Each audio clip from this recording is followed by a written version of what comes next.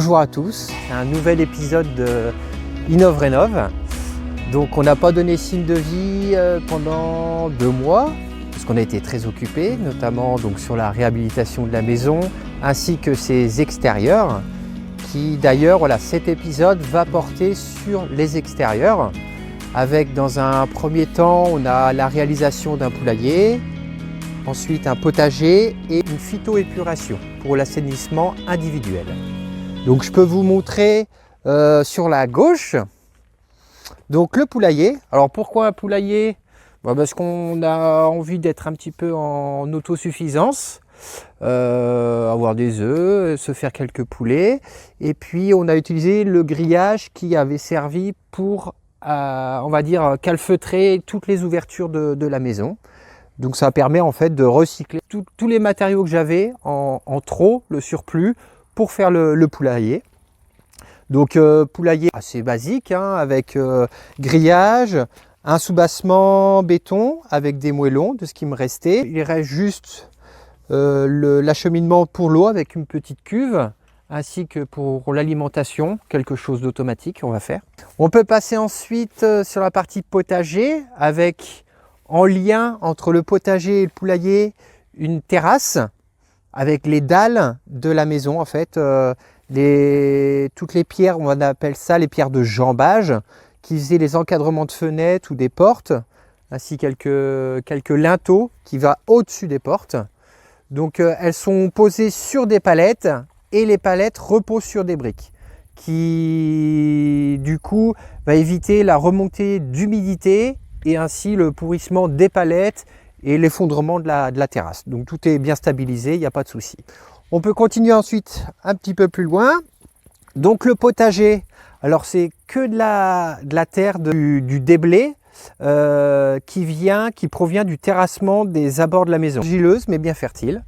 Donc au centre, j'ai fait une allée avec des briques qui étaient le sol de l'ancienne porcherie. Donc j'ai utilisé ces briques avec délimité par des vieux chevrons aussi qui étaient dans la maison. Donc ça permet de ne pas s'en mettre plein les pieds quand le temps est humide, et c'est plutôt bien accessible et plutôt facile à désherber. Donc vous pouvez, on va continuer le petit chemin avec, donc on a les radis, les carottes. Donc tout est indiqué sur des petites ardoises que ma copine a fait. Donc on a écriture en français et en arménien. Donc les écritures en ardoise. Là ici on a de la salade, des haricots grimpants, donc qu'on a fait monter sur des chaumes de bambou. On a de la betterave, on a aussi quelques tomates, mais ça va prendre forme petit à petit. Le jardin, il faut être patient. On va arroser aussi assez régulièrement parce que on n'a encore pas de paillage. On est en attente de fabrication de paillage. On va faire un petit peu nos céréales pour faire le paillage. Donc ici on a du maïs. Donc là on est sur 2 étages. On dirait pas, mais en fait il y a énormément de, on va dire, mètres cubes de terre. Le soutènement a été fait avec des traverses de charpente, les restes de charpente. Donc ça va résister quand même quelques temps. Et puis derrière vous, ici, on a le petit coin pommes de terre qui vont bien décompacter le sol. C'est facile à planter. Il n'y a aucun dorifort, donc ça c'est top. Quand on est sur un nouveau terrain, on n'est pas embêté par ça. Donc bientôt les petites patates nouvelles vont être dans nos assiettes. Là ici, ce petit truc, c'est du sarrasin, qui est un céréal auquel on va utiliser justement pour ensuite le paillage. Donc c'est en essai ça. Après, on a le petit coin fruits rouges qui a été planté aussi avec les ardoises, tout est expliqué. On a les framboisiers, groseilliers et les jostas qui sont derrière, qui sont des gros cassis, les jostas. Donc là aussi, on va mettre du paillage. On part ensuite vers la phytoépuration. Alors, petite fabrication aussi artisanale, parce que on va dire que je suis un petit peu dans le métier, je suis dans le paysage, donc du coup, je connais ce système-là. Très peu répandu en France, on en a beaucoup en Allemagne. Alors si on en a en France, mais dans les collectivités, dans les communes, à grande échelle. On va appeler ça des lagunes. Ici, donc c'est une phytoépuration.